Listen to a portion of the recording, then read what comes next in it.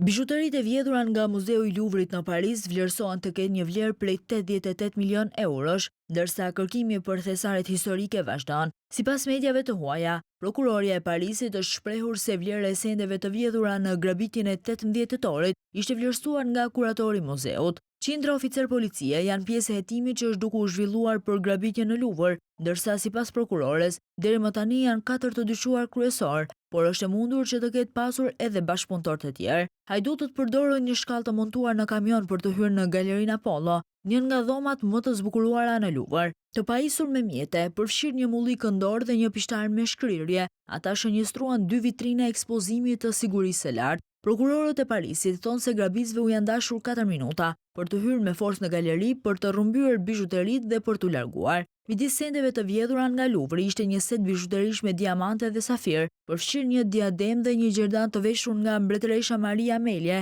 dhe mbretëresha Hortense. Gjithashtu u vodh një gjerdan dhe vath me smeralt, dhuratë martese nga Napoleoni për gruan e tij të dytë. Hetuesit nuk kanë ndonjë pjesë të fortë se kush qëndronte pas grabitjes, por po grumbullojnë ngadalë një sër provash. Hajdutët nuk arritën të digjnin kamionin që përdorën për të hyrë me forcë, kështu që hetuesit po e kontrollojnë atë për çdo gjurmë ADN-je. Aktualisht muzeu qëndron i mbyllur, ndërsa opinioni publik dhe ekspertët e artit kërkojnë masa më të rrepta sigurie për mbrojtjen e thesareve kulturore botërore.